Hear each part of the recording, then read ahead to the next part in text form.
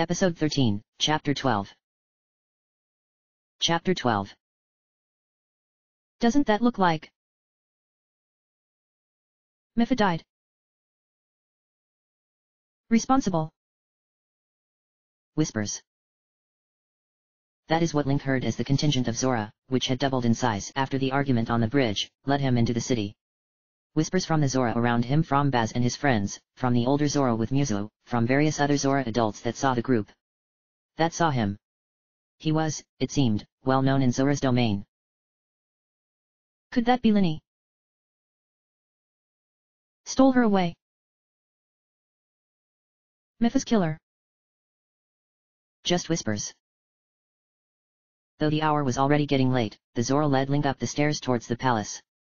It would seem that, if Link really was entering the city, then the king wished to see him. Link dreaded the meeting with the man whose daughter died because of him. The worst part, he supposed, was that he did not fully understand the crime he was being blamed for. He assumed that it was his failure in defeating Ganon, which he could certainly understand. But there seemed to be something else to their accusations, something more direct. He wished that he had something more than a single memory from his childhood to fall back on. The climb to the palace revealed more of the beauty that was Zora's domain, but also some of the things that set it apart from normal human settlements. For one, Link could not actually see any residences.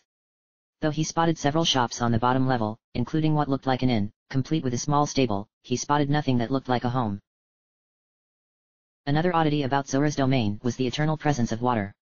At first, Link had assumed that it was just because of the rain, but it soon became apparent to him that the city was just built in such a way that water pooled on the ground in most places. Water even streamed down the stairs leading up to the second tier in the palace. Link's boots had somehow become even more waterlogged than they had been already. The answer to his first observation was found as he crested the stairs leading to the second tier of Zora's domain. He spotted what looked like a group of young Zora being led to some kind of communal pool just underneath the palace, where they were encouraged to lie down in the waters. He could see the forms of several other children that had already fallen asleep in the pools. Gaddison must have seen his curious glance, because she explained a moment later. Most Zora live in the waters below the city and in the river itself. However, the current can be difficult for the young ones to navigate, especially while sleeping. So the resting pools were created for the children to sleep in. What about the parents? Link said, glancing back at her. What about them? Most of them sleep below. Away from their children. Yes, of course, Gaddison said, smiling. There isn't nearly enough room in the pools for the adults, after all. And adults don't have difficulties with the currents the way the children do.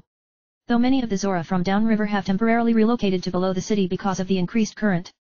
It's calmer here, even with the waterfall. As they began up the stairs to the palace, Sidon pressed forward, taking the stairs 3 at a time. A glance at Muzo told Link that he disapproved of the prince's haste. At least, Link assumed that's what his expression meant, but he continued up at his same plodding pace. Once they reached the mouth of the palace, the other Zora, Sidon's guards and those that had accompanied Muzo, split off. Several of them were sent off to do other work, leaving only Baz and one of the elder Zora that had followed Muzo to stand guard at the entrance. Baz looked at Link and smiled, nodding his encouragement. Finally, Link entered the palace a few steps behind Muzo. As he did, he looked around in awe.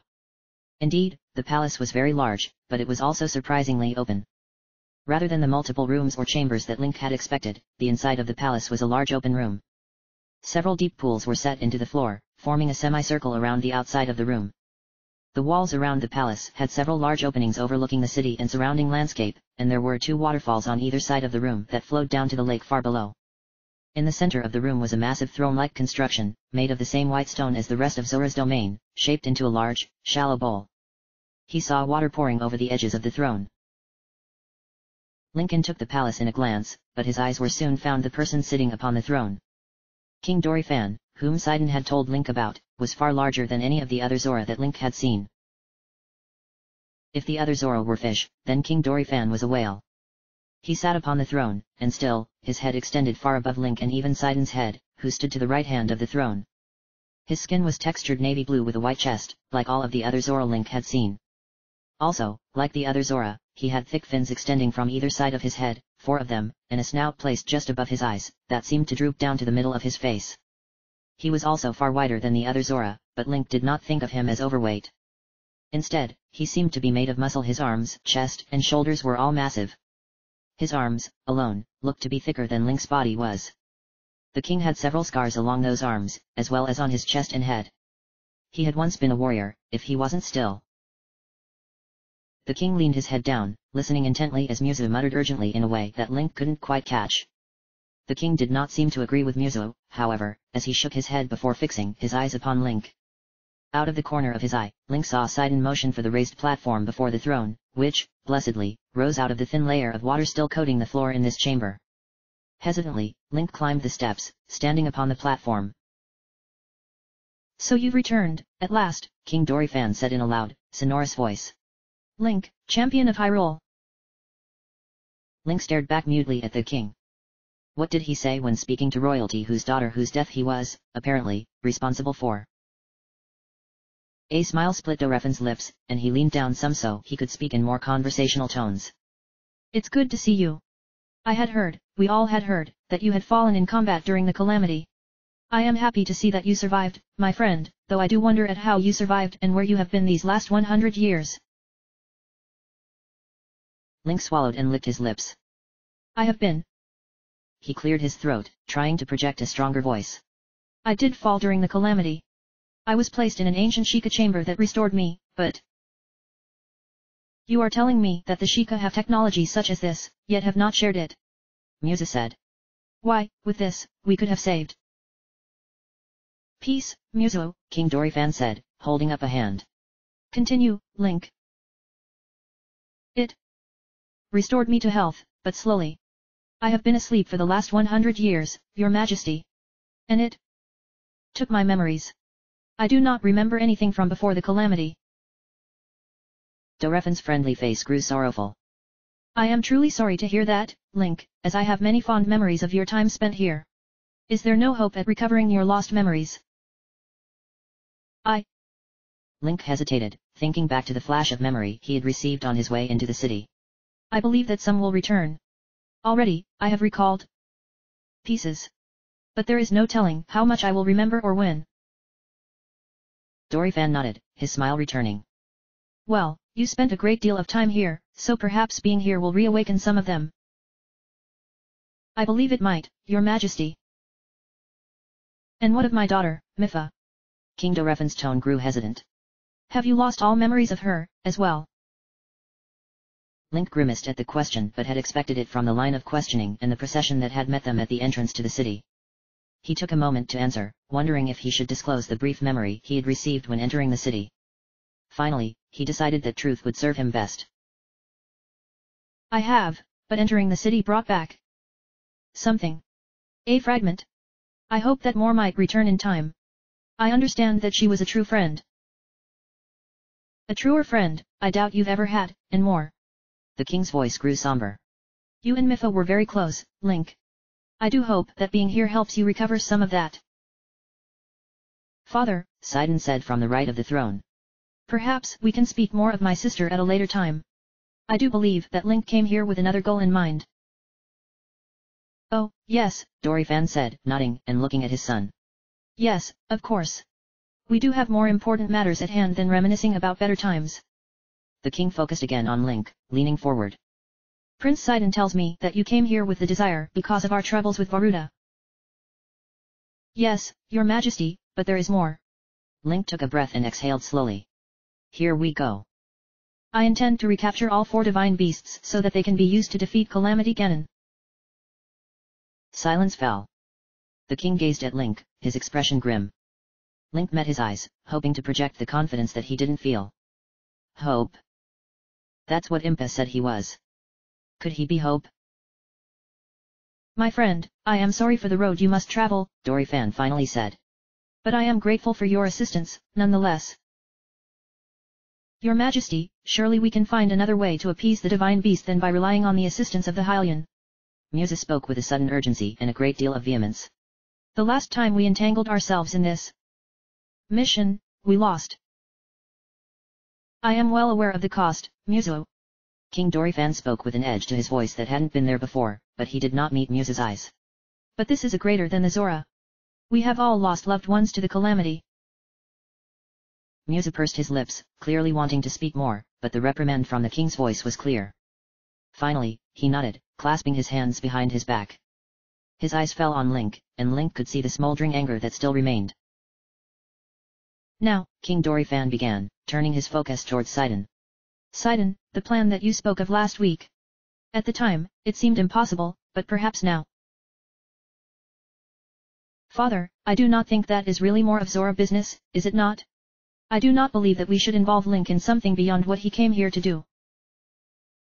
Link looked back and forth between Sidon and King Dorifan as they spoke, frowning. He had no idea what it was that they were speaking of. Sidon, who do you think it was that defeated the last one that decided to claim Ploymus Mountain for his own? King Dorifan chuckled softly. Your Majesty, Link said, drawing the Zora's attention back to him. If you have a plan for subduing the Divine Best, I would like to hear it. Whatever I can do to help. I am your sword and shield. Dorifan smiled warmly at this before glancing back down at Sidon. Sidon sighed softly in acceptance. Yes, I suppose your help would be appreciated due to the nature of the task, Sidon said, stepping closer to Link. He was tall enough that Link, even standing on the raised dais, was only eye level with Sidon. You see, we have made several attempts already to calm Ruda, but nothing has been effective with the exception of one thing: shock arrows. Like the ones that the Lizalfos were using. Yes, exactly, Sidon said. We were able to recently discover that a shock arrow, shot with precision at key points on Varuda's body, is able to cause Varuda to shut down. However, as you might have seen during our encounter with the Lizalfos, Zora are particularly sensitive to electric shock. We cannot, safely, use shock arrows ourselves. Link thought of the electric shock he had received while using the arrow. It had certainly felt uncomfortable, and even hurt, to use the arrow, but it hadn't so bad that he was unable to use it. But if Zora were more susceptible to electric shock... That hasn't stopped us from trying, of course, and one of our number was able to successfully use one arrow, though it was at great risk to his own life. When he tried to use a second arrow, it nearly killed him. So you need me to use shock arrows to weaken Varuda? Well, yes, but it isn't that simple. Of course, it wasn't. Sidon continued. You see, we Zora do not typically use shock arrows. They are made in the West, using materials found in the Gerudo Highlands. Due to our weakness to the arrows, we do not have any here. Then where did you find the one that you used in the first place? What about the Lizalfos? Sidon sighed softly, shaking his head. That's the problem. We found the one we used against the Divine Beast. And the Lizalfos, who knows where they got theirs. I know that we searched any Lizalfo camps that we've come across, but the ones used yesterday were the first that we had seen in a long time. Is it possible to buy them off a merchant? Perhaps, but that would require time that I'm afraid we do not have. The East Lake Reservoir, where Divine Beast Varuda makes her home, is already far fuller than is safe. If that dam breaks, then the result would be catastrophic. Link waited for Sidon to continue, beginning to feel impatient with his hesitance to get to the point. Finally, Sidon did go on. So that leaves us with, really, only one viable option. The Lynil on Ploymus Mountain. Lynil. A fearsome beast that has taken up residence on top of the mountain. It isn't the first time one of their kind has done so. Father is right, the last time one did so, you defeated it at Mipha's bequest. I don't really understand, Link said, frowning. How does defeating the Lynil help with the Divine Beast? It has shock arrows. Oh. We have, of course, tried to kill or, at least, drive the Lynil away, but it is a deadly foe. Several of our greatest warriors have tried, and not all of them survived to escape. Sidon shook his head, opening his mouth to say more, but then stopped, glancing at his father. Link had the sense that there was more to this story that Sidon hadn't told. Link, I know that this is much to ask of you, King Dorifan said gravely. But we believe that the only way to get past Varuda's defense systems will be through the use of shock arrows. The single arrow that Segan used was very effective, but it was not permanent. Our scholars believe that, with several more, it might do enough damage to fully shut it down or, at least, revert it back to its previous, dormant state. Link's gaze flicked between Sidon and Dorifan, taking in each of their expressions, frustrated and imploring, respectively. Finally, he sighed, thinking that he should have, perhaps, expected taming Varuda to be more complicated than he had hoped. He looked to King Dorifan. I will do it, Your Majesty.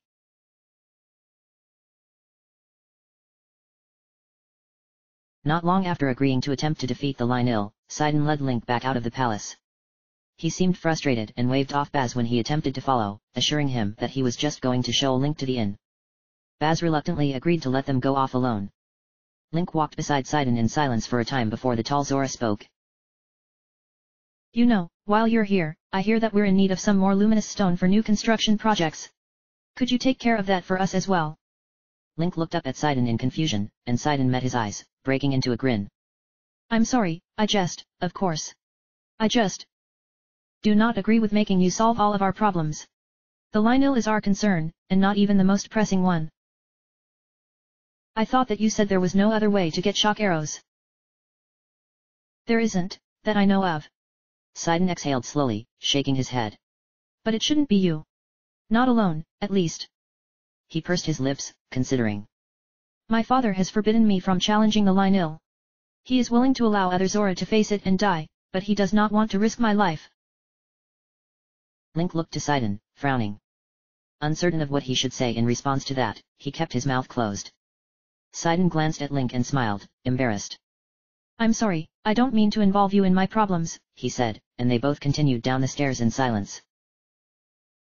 The stairs down to the first tier of Zora's domain led onto a wide town square, with the fountain that Link had seen from afar in its center. Now that Link was closer to it, and paying attention, he could see that it was more than a simple fountain. It was a statue made in the likeness of a female Zora, holding a trident, point down, with stone carving made to look like splashing water on either side of the trident's point. Water flowed out around the base of the fountain, splashing to join the water that covered the ground. Link's brows furrowed as he saw the statue, taking note of the slender, feminine body that the Zora possessed, the relaxed way she held the spear, the kindly expression that had been painstakingly carved into its face. He gasped. Is that? He said as he hurriedly splashed across the square to stand in front of the statue. Sidon followed him, stepping up beside him and gazing up at the statue's face. My sister. Mipha, the champion. Mipha. Link could recognize her face now that he was up close. Vague though his only memory of her was, he could see that the sculptor had worked exceedingly hard to capture every detail of Mipha's face. Absently, Link reached down to his belt and removed his Sheikah slate. He tapped the screen until he reached a photograph of Mipha, standing tall and looking slightly embarrassed. She was standing in front of a large mechanical creature in the shape of an elephant, with a long trunk, thick body, and 4 legs. The divine beast Varuda. He compared the photograph with the statue, marveling at the craftsmanship that went into creating the likeness. It was remarkable and a testament to just how much the Zora had revered Mipha. He heard a gasp beside him and, suddenly, Sidon's face was level with Link's. He was looking at the Sheikah slate with wide eyes, mouth open. That is amazing, he said, slightly breathless. I haven't.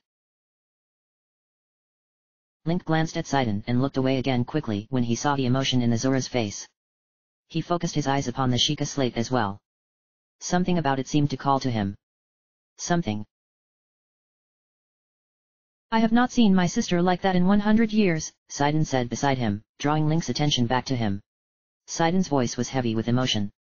In truth, I do not even remember her very well anymore. I had not even reached my 20th year when she was taken, after all. I remember only specific memories, for the most part. I remember, for example, when she carried me up the Veiled Falls. Your princess was there, I recall. Link focused his attention on Sidon, frowning. I remember that Mipha. She told me that I would need to protect our home and that she... Sidon trailed off, and Link could see tears at the corners of his eyes. Link chose not to interrupt Sidon's thoughts, remaining silent. Finally, Sidon spoke again, voice hardening with resolve. I will go with you, when you go to face the Lynil. Link stared at the Zora, considering the possible consequences of this action. He had the sense that Sidon's father would not agree and would likely refuse to let Sidon go. In any case, Link certainly did not want to be responsible for the death of another of King Dorefan's children. However, he knew it meant too much to Sidon for Link to refuse this request. Finally, he nodded. A grin cracked Sidon's lips, and he stood up straight. Yes, we shall slay the beast together, just as you once did with my sister 100 years ago. And then, together, we shall tame the divine beast and save the land. It will be a glorious conquest. Link felt chagrined at this pronouncement. With a sinking feeling, he was aware that he had just agreed to place another royal child into mortal danger. He had no way of knowing what they would be facing in the divine beast. Could they even tame it? If Mipha had been unable to do so. Come. Sidon said, still smiling broadly. If we are to slay a Lionel tomorrow, then we must get some rest. He slapped Link on the back and turned, walking towards the inn. Link glanced back down at the Sheikah slate and Mipha's smiling face, before replacing it on his belt and following Sidon. The inn, Link found, was pleasant, but very different than the other inns he had been in. It, like many of the other Zora businesses, had only half walls, leaving the inside fully exposed to the night air. As a result, the air in the inn was cool and moist, though a few warming braziers helped to keep it from being unpleasant. The inn had a single, round room with several beds in a semicircle around it, including what appeared to be a bed with a mattress full of water. He found Cass sleeping on that bed, much to Link's dismay. He had hoped that the Rito would have already moved on by now, but there was no helping it. Cass would almost certainly hear of Link's coming to Zora's domain and his plan to tame the divine beast. He would face that when he had to. They also met a female Zora named Koda who grinned brightly at Link, exclaiming, "Linny, it is you." Sidon, giving Link a sympathetic smile, bade him farewell, leaving Link to explain to a very excited Koda what he had been doing for the last 100 years.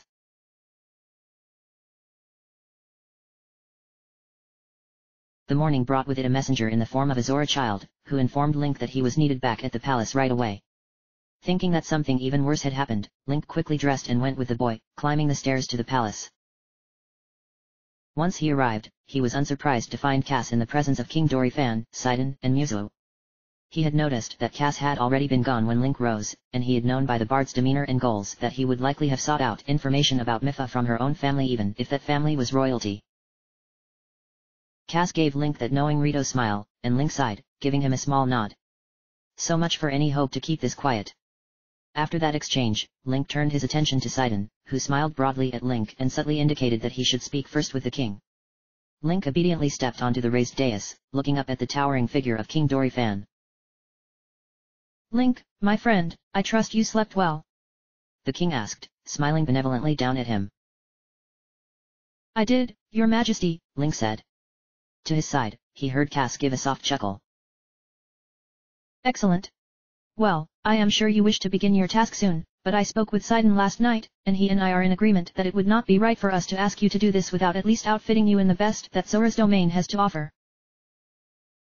I hope you do not mind, but I got a good look at your sword the other day," Sidon said, stepping forward, holding a beautiful scabbard lined with silver and ornamented with a blue sapphire in its center. The base of the scabbard was wider than the tip. A sword's hilt extended out from the sheath. It looked a little worn. He held the scabbard out to Link, who took it reverently. He slowly pulled the sword from the scabbard, eyes widening at its beauty. It was silver in color and seemed to shine under the light of the palace. The sword's hilt was elaborate, with a two-pointed pommel and a dual cross, guard shaped like a pair of wings beneath another pair of curved hooks. A sapphire ornamented the center of the cross guard. The blade made Link think of a knight's lance, flared wide near its base and narrow in the center. Its tip, however, grew wider again like the head of a spear. It was uniquely Zora in appearance and shockingly light, as well. It was a thing of beauty, though, if Link were being honest with himself, he thought he preferred the more traditional look for a sword. This blade was certainly of higher quality than the sword he had been using, though he did hope that its lightness was not a sign of its durability. Link smiled and looked up at King Dorifan, sheathing the sword again. He bowed low in the manner of the Sheikah, the only way to show gratitude that he was really familiar with. He wondered what the proper way in the courts of Hyrule would have been. "Thank you, your majesty. This is a wonderful gift." Again, he heard Cass chuckling softly and shot him a glance, frowning. Cass looked slightly abashed, straightening. Good, good," King Dorifan said, nodding with satisfaction. "The sword fits the man, indeed. I hope that this will assist you on your endeavors today." He looked towards Sidon. "Now, I believe my son has agreed to lead you to the base of Ploymus Mountain." Link glanced at Sidon, confused, but Sidon grinned broadly. "Yes, it wouldn't do to just send you off in a direction and expect you to find your way, now would it?" Sidon met Link's eyes and gave him a subtle wink. That feeling of dread that Link had felt the day before only intensified.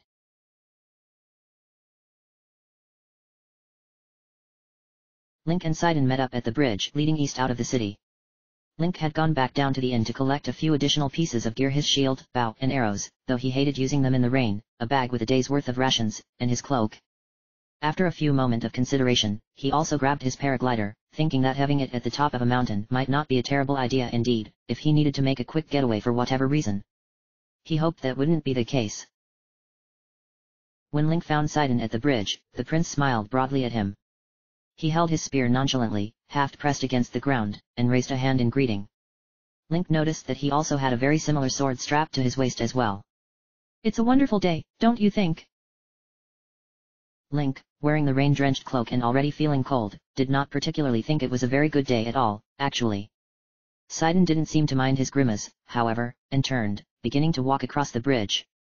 Link hurried to follow, having to walk quickly to keep up with Sidon's long strides. You didn't tell your father that you were coming with me? Link said, once they were a good distance along the bridge. Sidon looked down at Link in surprise. Of course not. I told you he has expressly forbidden me from doing anything of the sort. But if something happens... Nothing will happen. After all, I have the Hylian champion alongside me, do I not? Link stopped, pursing his lips. Sidon. Sidon paused, looking back at Link, his smile fading some. I don't know what kind of tales have been told about me, Link said, exhaling slowly. Honestly, they might even all be true. I don't know. But I also have no idea what we're walking into here. I don't have a clue what a Lynel is or how to defeat one. I am doing this because I must, not because I'm seeking adventure. Sidon's smile faded completely, replaced with an expression of mild disgust.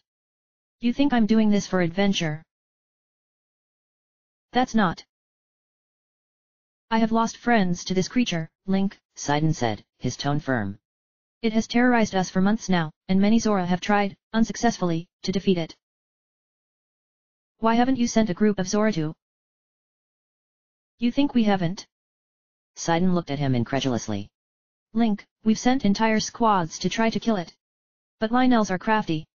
That's why it uses electric arrows. If a Zora is hit with one of those arrows, mark my words, it will kill. Riven was almost killed the other day, and he wasn't even hit by the arrow. Then, perhaps, I should go alone, Link said, sighing. No. Sidon swept a hand through the air in a cutting gesture. This is something that I must do. Why? Because. Sidon looked at Link for several moments before looking towards the city of Zora's domain. I have to protect my home. Link wanted to argue further, but the look in Sidon's eyes quelled any further discussion. Finally, he nodded. Just be careful. I'm always careful, Sidon said, turning and continuing on towards the distant mountain. Somehow, Link doubted that. They finally reached the opposite side of the bridge and walked onto the grass at the base of the mountain. Ploymus Mountain was a rocky mountain that had a curve to it, resulting in a gentler slope to the north, while the southern slope inverted upon itself and the peak hung over the reservoir where Sidon told Link that Varuda had made its home. The climb up the mountain would not be overly difficult, but the rain-slick ground would, undoubtedly, make it more treacherous than it would be otherwise. It would have likely taken all day to climb the mountain by himself, but Sidon came prepared. After they crossed the bridge, Sidon surprised Link by walking over and lifting a large, wrapped bundle from a nearby bush. He placed it on the ground and unwrapped it, revealing several pieces of equipment: a silvery Zora bow and quiver of arrows, a large length of rope, and several climbing pitons. You see, for Zora, climbing the mountain is fairly easy. After all, we can swim up the waterfalls. For a Hylian such as yourself, though? Well, I wouldn't suggest trying to climb the sheer rock walls in this rain. Sidon looped the rope around his chest, followed by the bow. He hung the quiver of arrows at his waist. Link noticed that the quiver's design looked like it could be sealed against water, and placed the climbing pitons in it. Did you place these out here last night? Link asked, eyebrows raised. Why, yes, Sidon said, standing up straight again. It would have looked suspicious if I had walked out with you with all of this, now wouldn't it have? Link sighed, shaking his head. Just don't die, he said. I'm pretty sure Muzo would drown me if I'm responsible for another royal's death. The words escaped his lips before he could stop them, and he grimaced. He was speaking of Sidon's sister. His mood must have been terrible indeed, if he thought such black humor was appropriate. Sidon looked at Link, eyes widening in surprise. But a moment later, his lips split into a grin and he laughed out loud. You know, I hadn't even thought of that, but you're right. Muzo and the elders would almost certainly try to have you killed if something were to happen to me. He hadn't even thought of it? Link stared at Sidon incredulously, feeling an irrational urge to hit the prince. Maybe shove him off the cliff. There was water below, after all, right? Sidon placed a finger against his lips, tapping them thoughtfully. Well, Sidon finally said. My father would understand what happened. He knows that I've been trying to challenge the Lionel for a while now. In fact, I'm a little surprised that he didn't station a guard out here, just in case I tried to do this. Hey. Well, in either case, I guess I will just have to try very hard not to die. Great, Link croaked. You do that. A shadow passed over them and both of them looked up in surprise to see a large avian form pass overhead. With a flap of his wings, the figure landed on the grass before them and stood up straight, revealing himself to be Cass. Cass did not carry any musical instruments this day but did have a bow strapped to his back. Cass, what are you doing here? Link said, feeling exasperated. Cass bowed slightly to Sidon before smiling at Link. I had hoped that you would permit me to accompany you on your quest, he said, his eyes darting between Link and Sidon, taking in the additional gear that Sidon had acquired. Though now I wonder if I should be asking Prince Sidon the same question. Sidon, for his part, did not seem alarmed at Cass' appearance, but grinned in his typical way. Looking for inspiration for a new song, Bard? The wet feathers around Cass' neck fluttered a little, and he inclined his head towards Sidon. It is as you say, Your Majesty. You see, when I met Link on the road, I suspected his identity. I apologize, Link, for not saying something sooner. I could tell that you were uncomfortable speaking of these things. But now that I know for certain, I cannot pass up the opportunity to see for myself. This is going to be dangerous, Cass, Link said, rubbing his forehead. He didn't want to deal with this right now.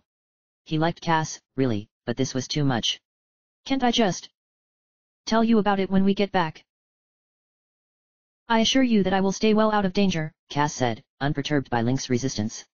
But I would be remiss not to try and see this with my own eyes. It should be fine, Link, Sidon said, placing a hand on his shoulder. Link looked up at him and wondered if Sidon was merely trying to prevent Cass from going back to Zora's domain and telling King Dorephan of his deviation from the plan. Pursing his lips, Link met Sidon's eyes for a moment before looking at Cass. He sighed. All right, but Cass, I can't answer any questions about the past. Cass looked surprised at this, tilting his head slightly. I already said that I noticed you were uncomfortable discussing such things. I had not intended on pressing the matter. No, it's not that. It's just that I can't remember the past. I lost my memories. Fascinating, Cass said, eyes widening. You must tell me how this happened. He paused and looked slightly abashed. After this day, of course. Right now, you must focus on the task at hand. Resigned, Link nodded. He had a feeling that any hope he had of going about his business without people knowing his true identity was quickly coming to a close.